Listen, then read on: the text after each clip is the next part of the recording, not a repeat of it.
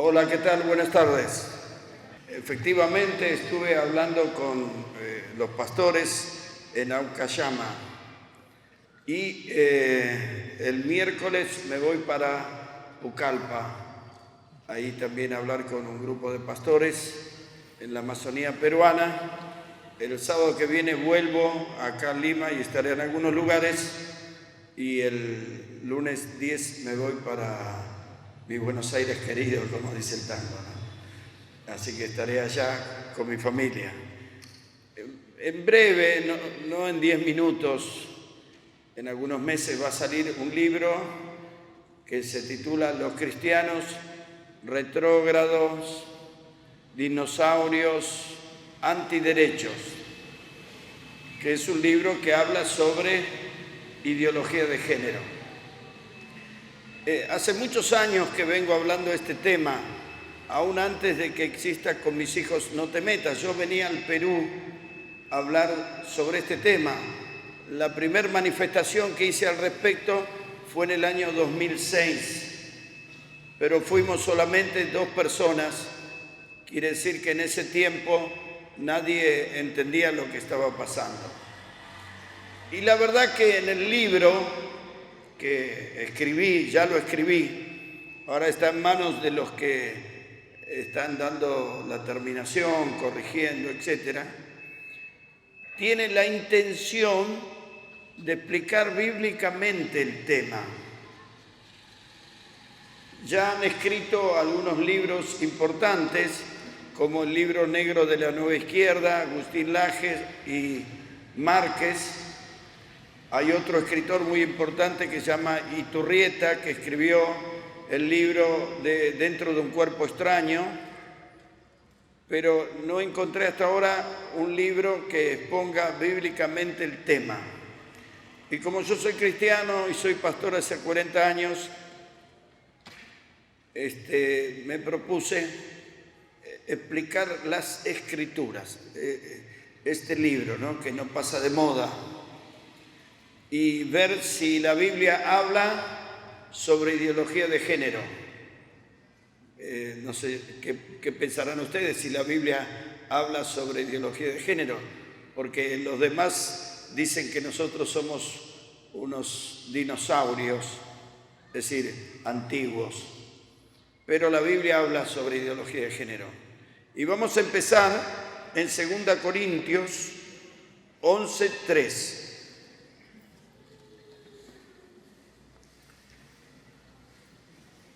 Ustedes me van a disculpar, yo no veo muy bien, hago lo que puedo. Los pasajes más o menos los conozco de memoria estos. Vamos a ver. Ahí está. Dice, pero temo que como la serpiente con su astucia engañó a Eva. Nos paramos ahí. 7:15. El apóstol Pablo está hablando ahí en 2 Corintios de un problema que se había suscitado en la iglesia de Corinto. En 1 Corintios 9:1-3 dice que lo acusaban, por lo cual dice, contra los que me acusan, esta es mi defensa, y usa un montón de argumentos para defenderse. Lo acusaban de ladrón, de dictador, de no ser apóstol, y por eso es que en 1 Corintios y 2 Corintios especialmente dedica la carta a explicar su condición de apóstol.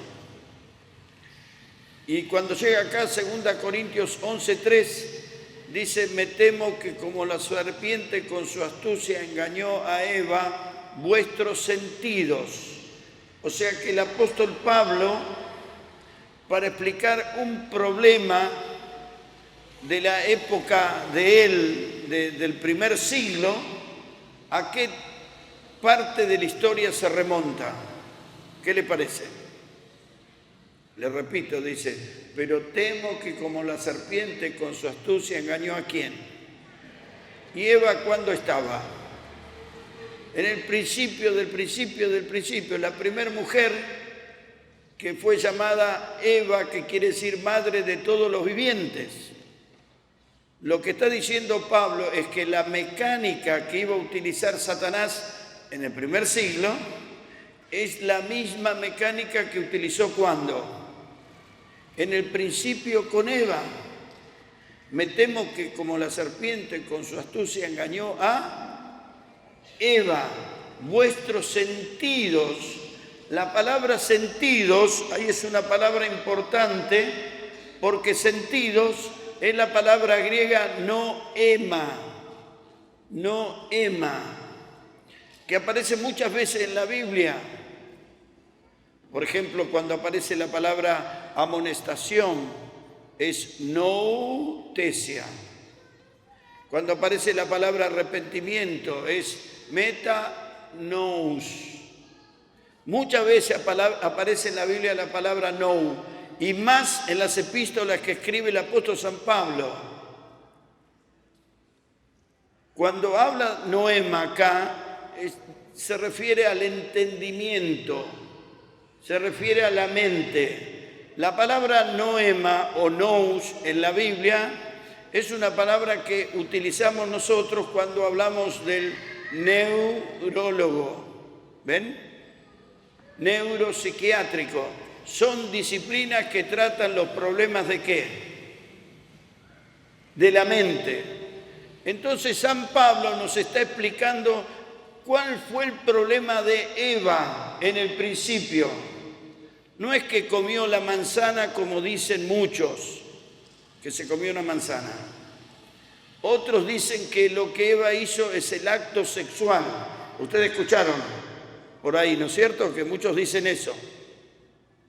Ninguna de las cosas es mencionada por la Biblia. Aparte, el acto sexual nunca fue prohibido por la Biblia a menos que sea realizado dentro de sus cánones establecidos, que es el matrimonio. Porque la sexualidad, ¿quién la inventó? Dios. Porque cuando Dios dijo fructificaos y multiplicaos y poblad la tierra, ¿cómo lo vas a hacer? ¿Jugando a la pelota? No. Orando tampoco. Evidentemente tiene que realizarse el acto sexual.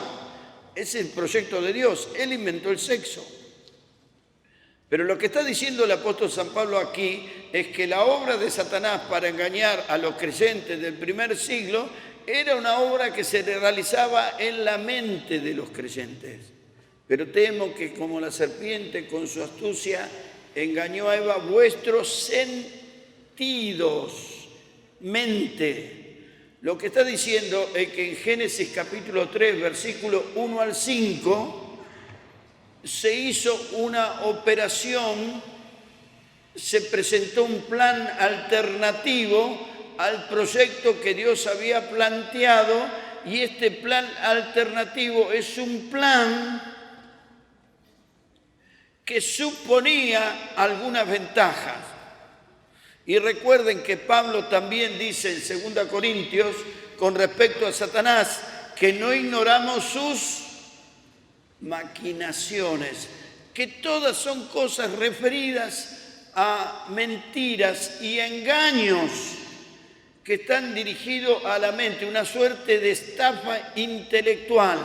Por eso es que el diablo engaña a partir de la propuesta de proyectos y de planes alternativos a los planes que Dios plantea. Fijémonos, si no, en Génesis capítulo 3, principio de la Biblia.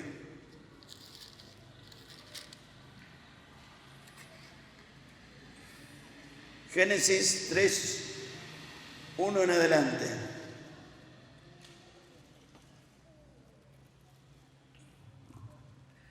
Dice, pero la serpiente era astuta más que todos los animales del campo que Jehová Dios había hecho, el cual dijo a la mujer, con que Dios os ha dicho, no comáis de todo árbol del huerto.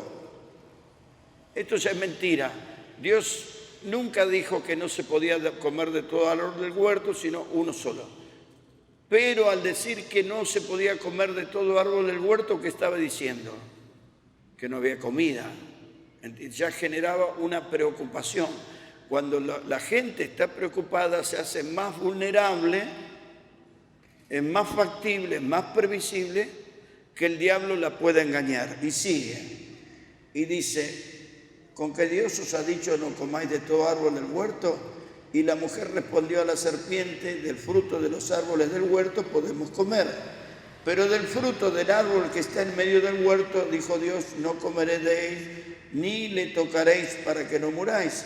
Entonces la serpiente dijo a la mujer, no moriréis, sino que sabe Dios que el día que comáis de él serán abiertos vuestros ojos y seréis como Dios sabiendo el bien y el mal. Lo que hace en ese versículo separa la ideología de género. ¿Entiende? Porque cuando Satanás le propone a la mujer ser como Dios, ¿qué capacidad tiene Dios? Tiene la capacidad de ser ¿qué? Creador. Y la ideología de género, si hay algo que hace, es darle la autoridad al ser humano para que se autocree. Es decir, para que él defina qué quiere ser. Si él nació varón, él ahora tiene la autoridad para desoír la voz de la biología, para desoír la voz de la ciencia y definir por su propia autoridad cuál es su identidad sexual. En Argentina, por ejemplo, se votó la ley de identidad de género. Creo que en Perú todavía no, ¿no es cierto? Eso quiere decir que una persona cualquiera puede presentarse delante de la oficina de un registro civil argentino y puede solicitar cambio de identidad por la autoridad que le da la ley de identidad de género. Esto ya ha causado varios problemas. Por ejemplo, un señor que se llamaba Sergio, porque en Argentina los hombres nos jubilamos 5 años más tarde que las mujeres, a los 65, y las mujeres a los 60. Sergio, cuando se percató de esta ley, y porque es un vivilio, se presentó delante de las oficinas correspondientes y dijo, yo ya no soy más Sergio, ahora soy Sergia. Y le tuvieron que pagar la jubilación porque así lo acredita la ley de identidad de género. Uno es como uno se percibe. Por eso es que el libro de Génesis, cuando dice que el hombre separado de Dios iba a ser Dios, es decir, iba a tener la prerrogativa de hacer lo que él quiera. Por eso le digo que la ideología de género se para ahí en Génesis capítulo 3, 1, versículo 5, porque en Génesis capítulo 3, versículo 1 al 5, nace el humanismo, el antropocentrismo. Corren el teocentrismo, es decir, lo sacan a Dios de la cancha y ponen al hombre por Dios. Esta fue la propuesta satánica. Es así que un señor en Argentina, que era un violador, era un violador, ¿qué hizo?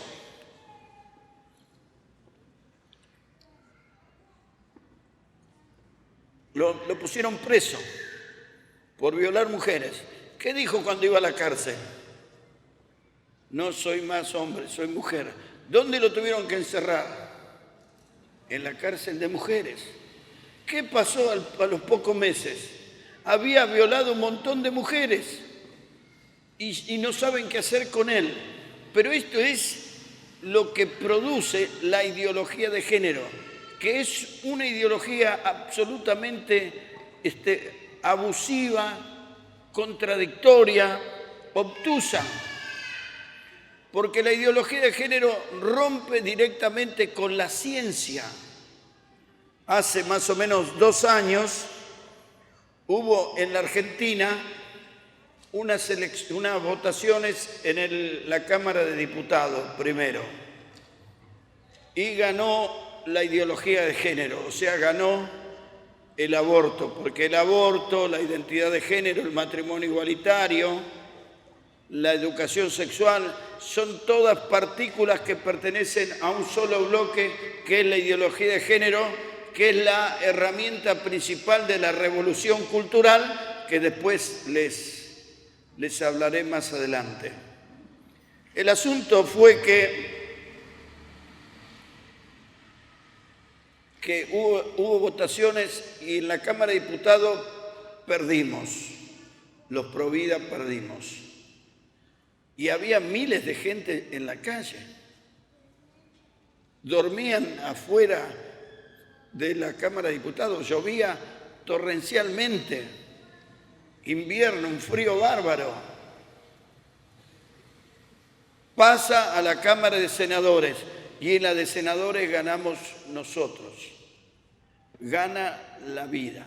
Pero lo interesante de esta situación es que en cualquiera de las dos exposiciones, sea en la Cámara de Diputados como en la Cámara de Senadores, por la vida generalmente los que proponían un argumento eran abogados, constitucionalistas, científicos, médicos, mientras los que hablaban por el aborto y por la ideología de género eran artistas, eran periodistas, eran gente que pertenecía a ese mundillo que no tenían ningún aporte para hacer. Porque la ideología de género es una gran mentira instalada y promovida con palabras ampulosas, pero que está carente, está vacía de razonamientos coherentes. Por ejemplo, no es científica.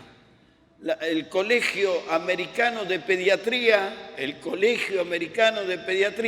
una eminencia en todo lo que tiene que ver con el cuidado de los niños, ha dicho que la ideología de género es perjudicial para los niños.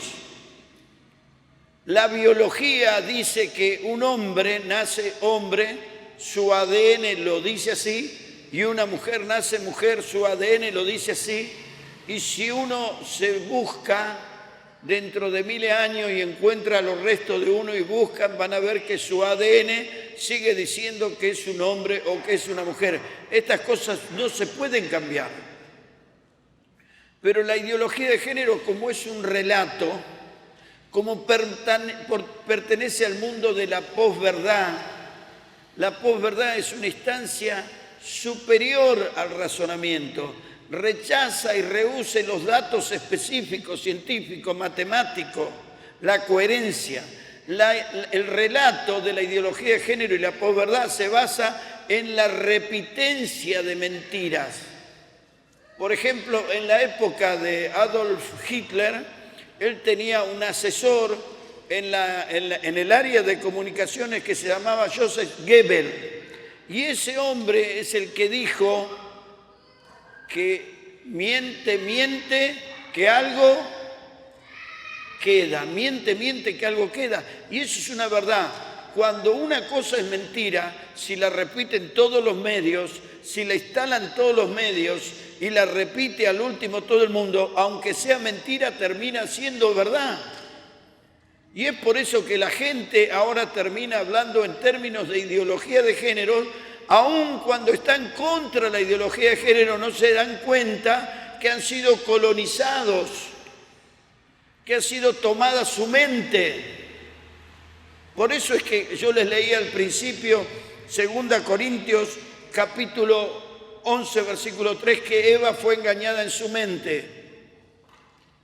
Porque la ideología de género es una revolución cultural que apunta a dominar y a manejar la mente de las personas. Es importante que nosotros entendamos esta cuestión. Por eso es que la ideología de género va contra la ciencia y también contra la naturaleza. ¿Qué dice la Escritura, el apóstol Pablo en Romanos capítulo 1, versículo 26 o 25? Habla de una conducta contra naturaleza, por lo cual, o sea, por estas prácticas antinaturales, recibieron la retribución debida a su extravío. ¿Qué quiere decir? Una señora dijo, Dios perdona siempre, El hombre perdona algunas veces, pero la naturaleza no perdona nunca. Eso quiere decir que la naturaleza te pasa factura toda vez que tu práctica rompe la regla establecida por Dios en la naturaleza. Dios ha establecido, ha fijado en la naturaleza pautas que si el ser humano las rompe, eso le trae acarreado un montón de perjuicios. Y Pablo dice en Romanos, recibiendo la retribución debida a su extravío. Romanos 1, 25, 26 por ahí. Y vayan a los hospitales. Y vayan a las estadísticas y revisen cuánto tiempo menos viven las personas que rompen las reglas naturales. Y se van a sorprender que viven 20 y 30 años menos, aunque no lo digan los medios de difusión, que los medios de difusión son operadores políticos comprados para la ideología de género, para envenenar la mente de los niños y de los jóvenes. Omiten, cada vez que muere gente de SIDA, omite informar para que la gente no se alarme y para la gente no se dé cuenta de que quien rompe las leyes de Dios, la naturaleza se encarga de pasarle la factura. Por eso le digo, la ideología de género es un relato, la ideología de género es un invento. La ideología de género se para en Génesis capítulo 3, versículo 1 a 5, no en Génesis capítulo 1 en adelante, 1.26, 1.28. Porque en Génesis 1.26 y 1.1 dice: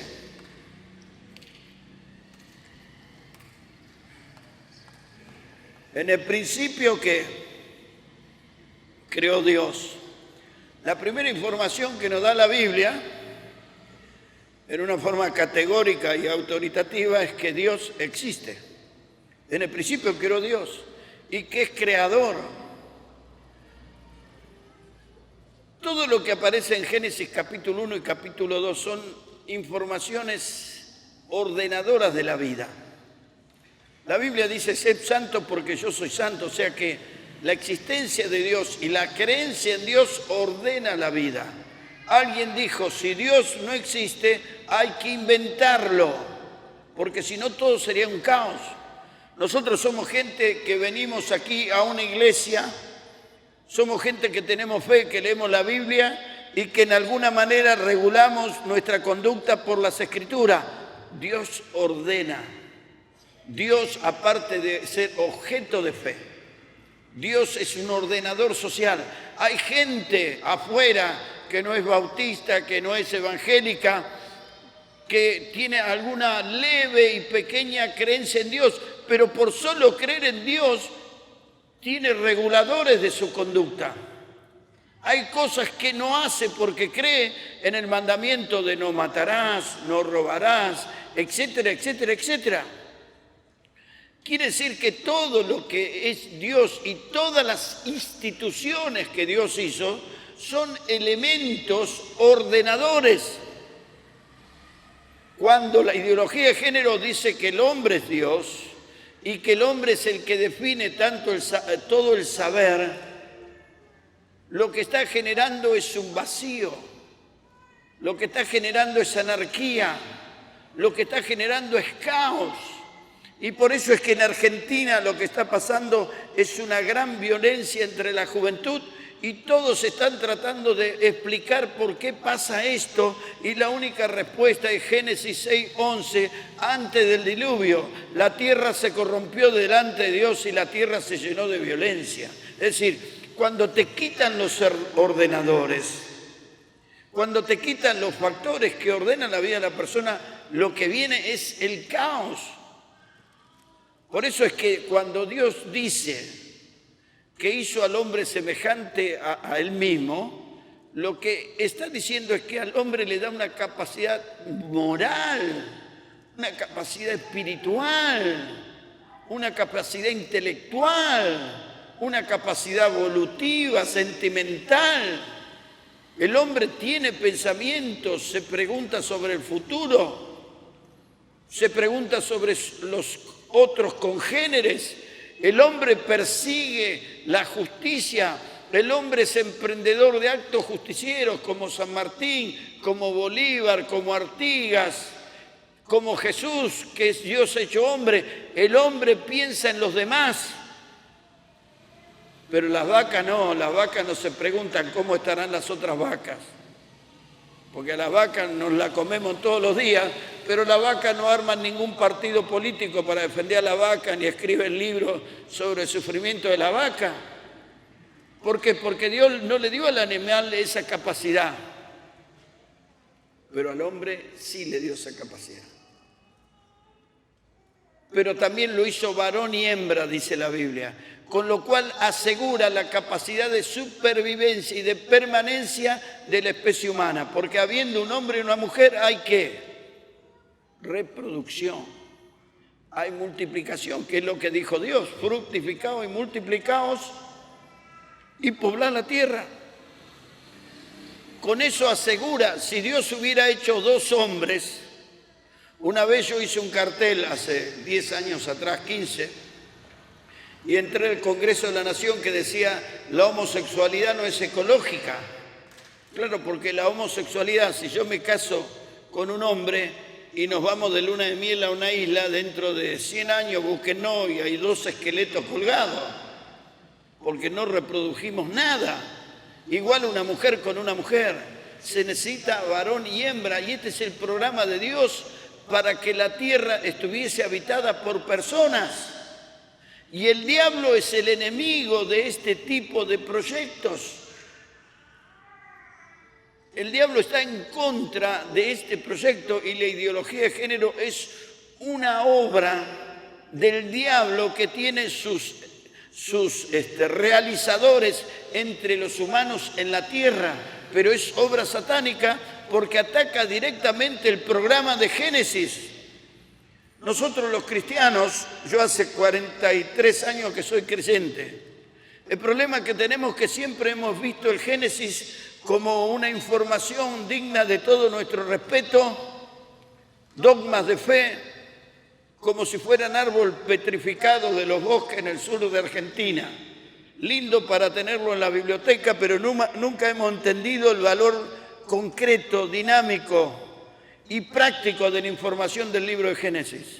En Génesis, Dios, como si fuera un estadista, lo que está haciendo es está instalando un modelo de construcción social, está bajando líneas, está estableciendo los parámetros por medio de los cuales la sociedad iba a sobrevivir y a permanecer para siempre. Dios, un hombre trascendente, hombre, mujer, matrimonio y familia. Eso fue ayer, fue ahora y fue antes y fue después. Es el método de Dios y es el método que el diablo odia y es el modelo que la ideología de género y la revolución cultural viene a atacar y viene a romper, disfrazada de derechos, de inclusiones y de un montón de beneficios. Pero está atacando el modelo de Dios. Por eso es que ustedes, cuando se fijan en lo que le dijo a Satanás a la mujer, cuando la mujer vio el fruto, dice la Biblia, que vio que era bueno para ver, para comer y para alcanzar sabiduría, porque siempre la propuesta satánica es positiva y el engaño de la ideología de género siempre es positivo, son palabras positivas.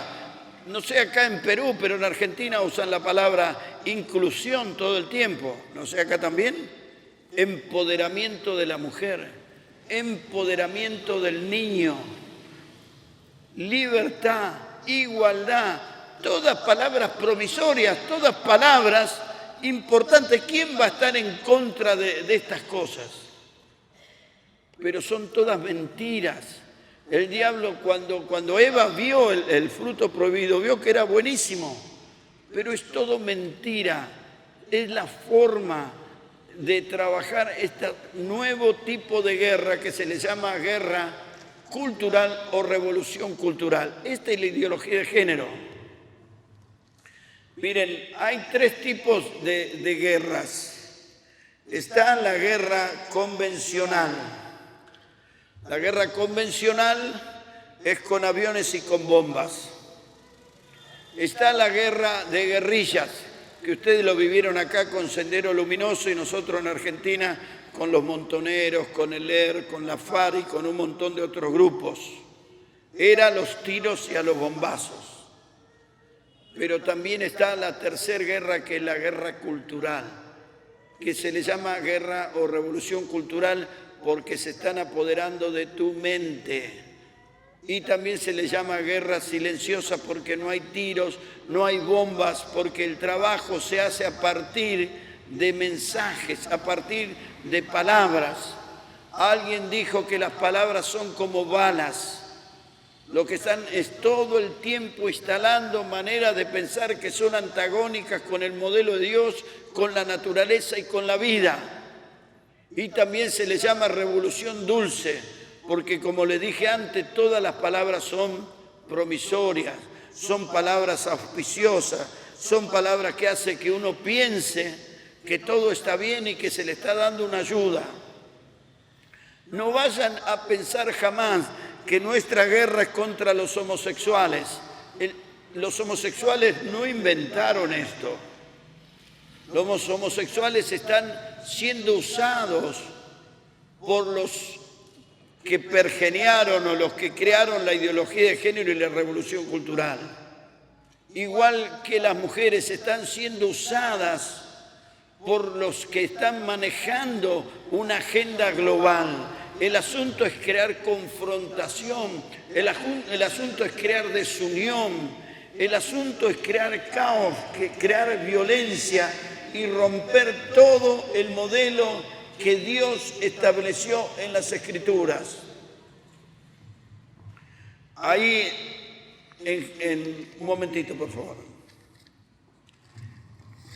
En 1 Corintios, fíjese 1 Corintios 15:33. Vamos a ver.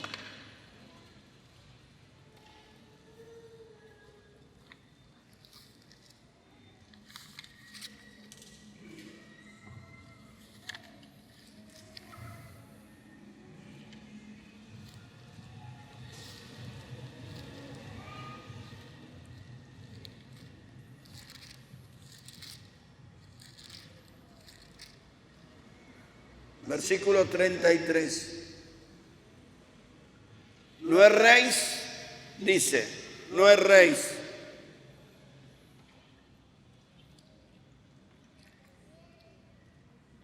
Generalmente nosotros usamos ese versículo para hablar de los chusmas de la iglesia, ¿no es cierto? No erréis, ¿qué más? Las malas conversaciones corrompen la buena costumbre. Entonces nosotros pensamos siempre, ahí está, sí, nosotros pensamos siempre que está hablando de la chuma o de los chumas de la iglesia, nada que ver. En 1 Corintios 15, de versículo 1 al 8, habla del Evangelio, de la defensa del Evangelio, explica qué es el Evangelio. En el versículo 9, 10, 11 y 12, habla de que habían algunos que habían aparecido diciendo que la resurrección ya había pasado, un problema doctrinal. Y Pablo dice, si no hay resurrección de muertos, vana es nuestra fe. Para que lo ponga, si lo quiere poner por ahí, le canto el texto. 13, 14, 15, 16 y 17. 1 Corintios 15. Dice, si no hay resurrección de muertos, vana nuestra fe, vana nuestra predicación y vano nuestro ministerio. Se cayó el Evangelio, se cayó la iglesia. Estamos hablando de una iglesia fundada por el apóstol Pablo. Se vino todo a pique. ¿Qué es el Evangelio sin la resurrección? Y cuando llega el versículo 32, que es el versículo que yo predico en todos los velorios, donde dice, si no hay resurrección de muertos, comamos, vivamos, porque mañana moriremos, está respondiendo a la enseñanza maléfica, perversa, que habían tratado de instalar unos falsos apóstoles en la congregación, acerca de que la resurrección ya había sucedido. Entonces en el versículo 33 Pablo dice, no erréis, volvemos al 33, no erréis. Le está respondiendo al problema que había. No erréis, las malas conversaciones. La palabra conversaciones en griego es homilía. Homilía, con H. Generalmente lo usan los católicos, ¿viste? Dice, el obispo dio una homilía. Pero homilía es un sermón, es un mensaje, es una enseñanza. Las malas homilías, enseñanzas, predicaciones, corrompen las buenas costumbres, es eto. Eto es ética. Lo que está diciendo el apóstol San Pablo, que se había producido un corrimiento de las convicciones doctrinarias de los hermanos debido a homilías falsas que estaban destruyendo sus convicciones. ¿Me entienden? Eso es lo que está diciendo. Y lo que nos está mostrando es el poder que tiene la palabra. Nos está enseñando cómo se puede producir un trastorno, cómo se puede romper una iglesia, una creencia, un país a través de la palabra. Por eso que en tiempos pasados se quemaban libros, se prohibían libros, porque la palabra tiene poder, dice Pablo. Y en 2 Timoteo Pablo habla de dos personas, Himeneo y Alejandro, 2 Timoteo 2:17.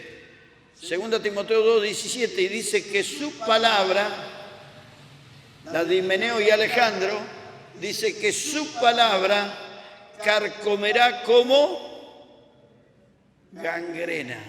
Le da a la palabra un poder inusitado, un poder superlativo.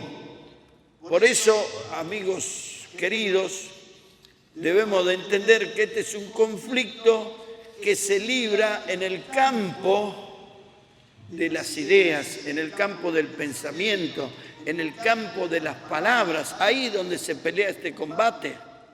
No lo tenemos que ignorar. Y el apóstol Pablo habla en todo lugar sobre este tipo de conflicto. Por ejemplo, dice 2 Corintios 4:4 que Satanás cegó el entendimiento de la gente. La lucha está acá. Por eso es que se le llama revolución cultural. La lucha está acá. Y por eso lo que nosotros tenemos que ofrecer es una contrarrevolución cultural. Quiere decir que es una lucha que se tiene que librar en el mismo plano.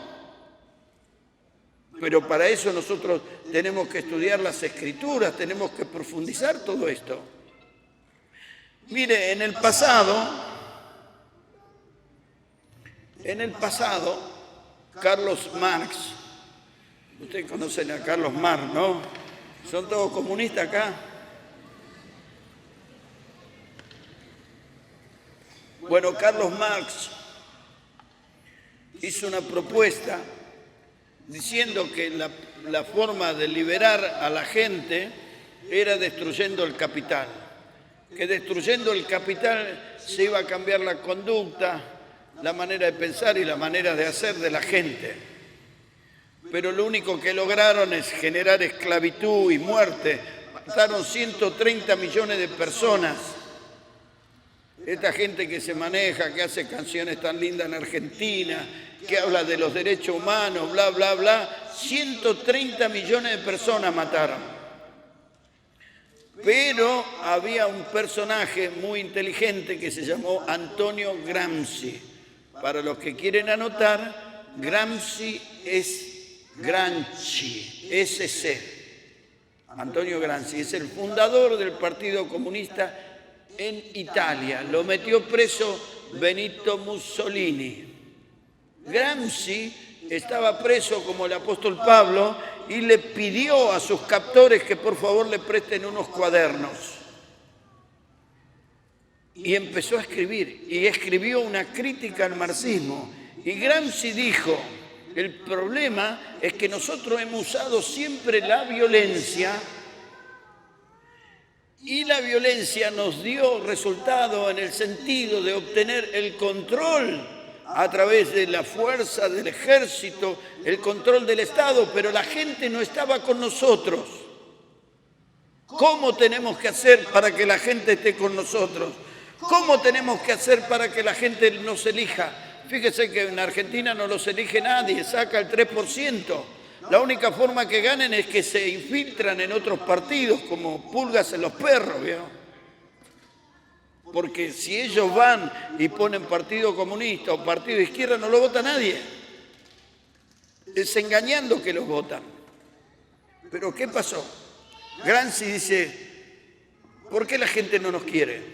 Porque la gente piensa distinto. ¿Por qué la gente piensa distinto? Y él concluyó, por culpa de las dos F. Hay dos F que son nuestros principales enemigos y que tenemos que destruir. ¿Cuáles son las dos F? ¿Qué? Una es la fe, la otra, la familia. Porque las dos cumplen un gran magisterio. La fe nos enseña quiénes somos, quién es Dios, qué es el bien, qué es el mal, qué es el porvenir. Y la familia también es la primera escuela de valores. La familia es la célula básica de la sociedad.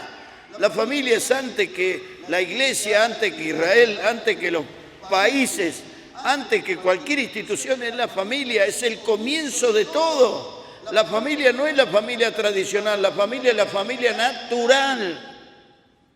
Todos los países, todas las leyes, todos los gobiernos tendrían que ajustarse a los intereses de la familia, pero en este momento han decidido atacar a la familia bajo el influjo de la concepción gramsciana.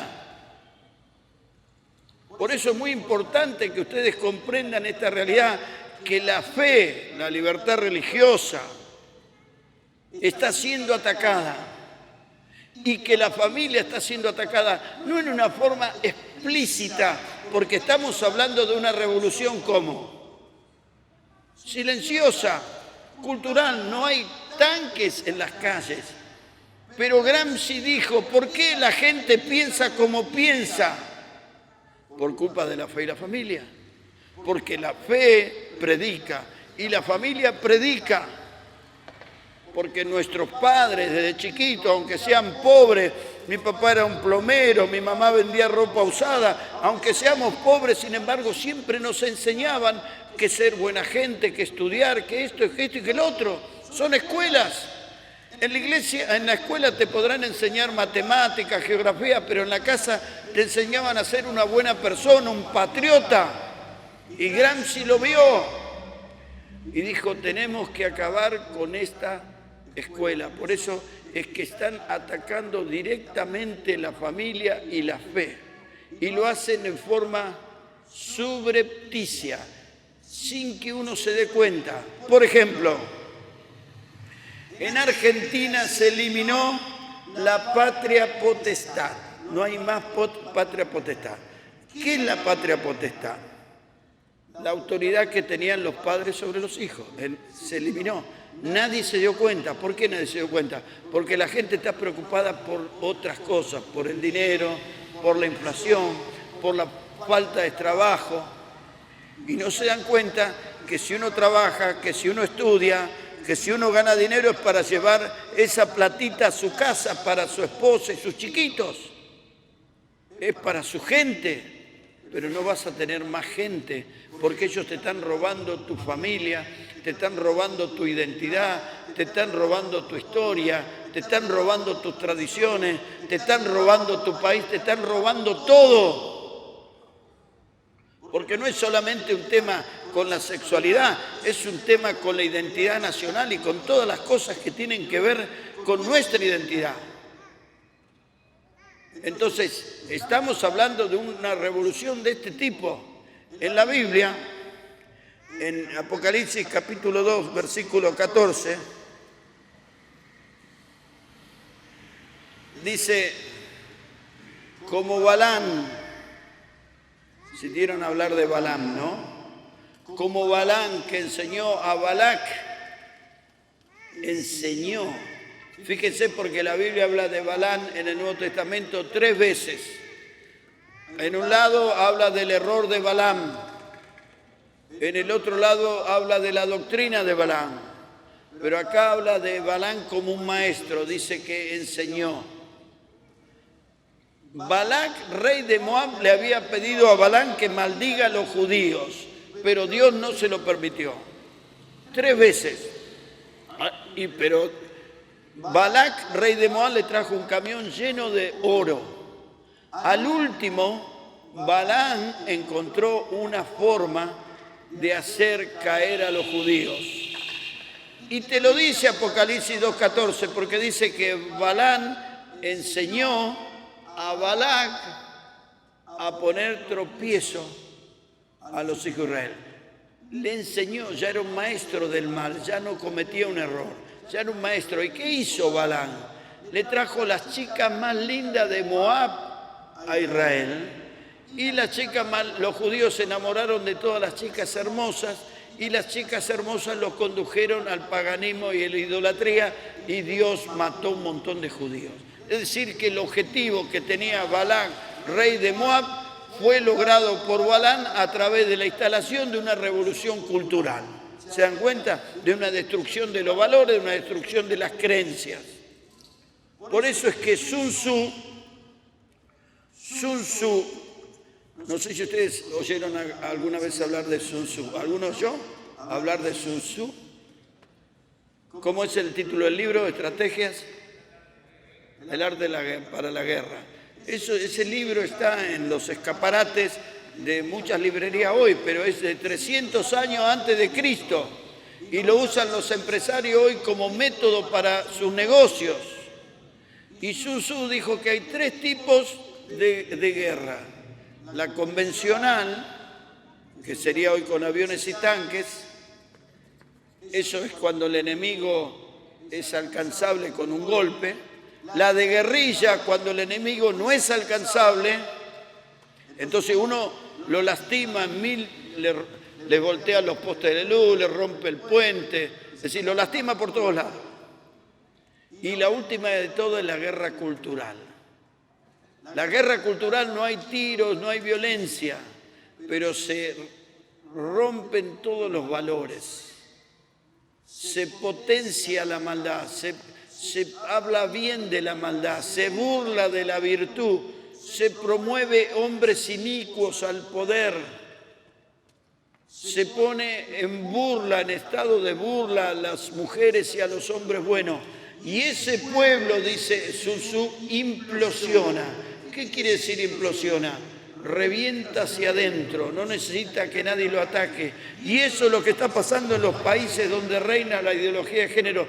La violencia nos está tapando, se acaba la vecindad, se acaba la solidaridad, se acaba la ayuda, se acaba la patria, se acaba todo. Y es un todo contra todos.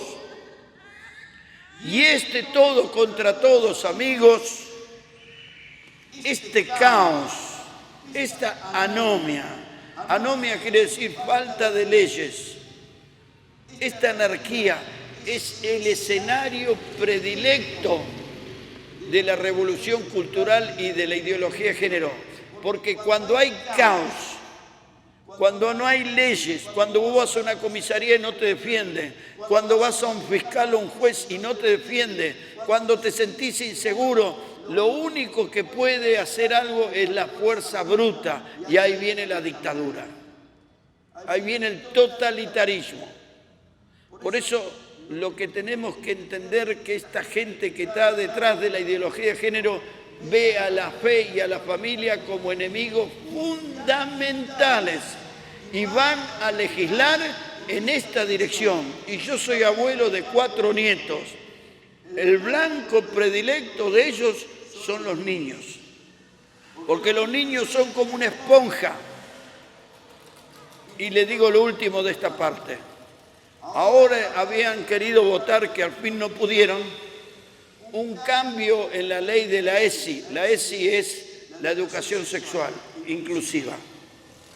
El punto 5 decía que las escuelas de corte confesional, es decir, las escuelas evangélicas, católicas, podían acomodar la educación sexual a su creencia ética, a su ideario ético. Querían voltear eso. Y en el punto 9 decían que los papás somos parte de la comunidad educativa. La comunidad educativa está compuesta por los maestros, por los alumnos y por los papás. Querían sacar a los papás.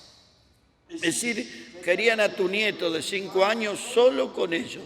Allá le decimos zona liberada. ¿Qué es zona liberada? Acá zona liberada es cuando la policía arregla con los ladrones y no patrullan una zona para que los ladrones puedan venir y hacer lo que quieren.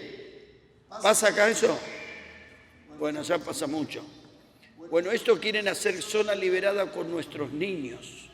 Si quieren crear leyes que hagan que los papás y que los abuelos jamás puedan entrar a defender a sus niños porque va a ser un delito.